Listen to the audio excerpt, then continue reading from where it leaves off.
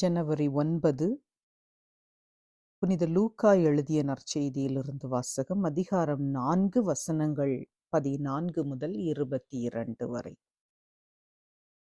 இயேசு தூய ஆவியின் வல்லமை உடையவராய் கலிலேயாவுக்கு திரும்பி போனார். அவரை பற்றிய பேச்சு சுற்றுப்புறம் எங்கும் பரவியது. அவர் அவர்களுடைய தொழுகை கூடங்களில் கற்பித்து வந்தார். எல்லாரும் அவரை பற்றி பெருமையாக பேசினர். இயேசு தாம் வளர்ந்த ஊராகிய நாசரேத்துக்கு வந்தார்.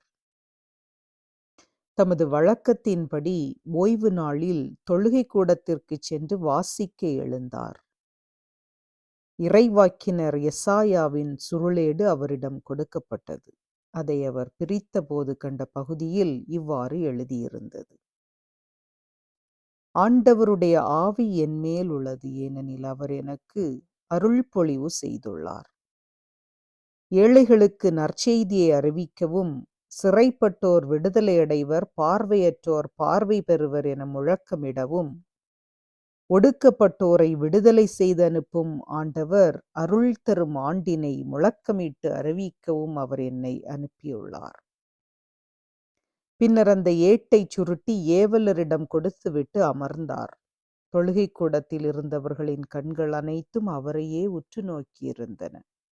அப்பொழுது அவர் அவர்களை நோக்கி, நீங்கள் கேட்ட இந்த மறைநூல் வாக்கு இன்று நிறைவேறிற்று என்றார்.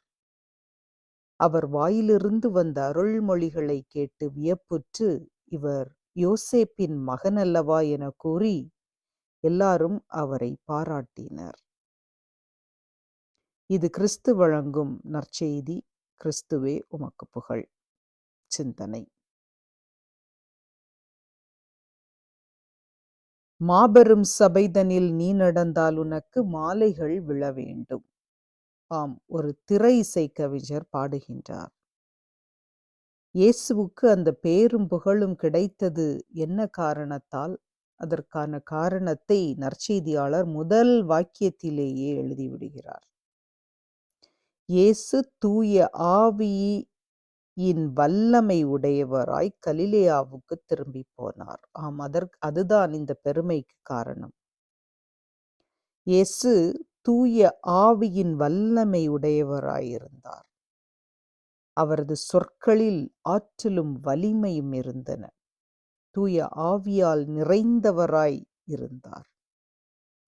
அவரது செயல்பாடுகள் வரங்களும் கொடைகளும் கனிகளும் நிறைந்தனவாக இருந்தன. எனவேதான் அவரால் வியத்தகு செயல்களை செய்ய முடிந்தது. நமது வாழ்விலும் தூய ஆவியானவரை நிறைவாக செயல்பட இன்று அழைக்கப்படுகின்றோம். ஆம், தூய ஆவியானவர் நம்முள் செயலாற்ற நாம் அனுமதிக்க வேண்டும்.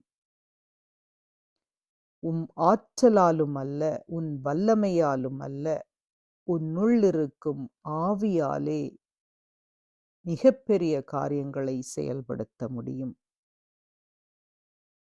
ஆம், நாம் நமது தூய ஆவியாரை, நம்முள் இயங்கும் ஆவியாரை அனுமதிக்க இன்று அழைக்கப்படுகின்றோம்.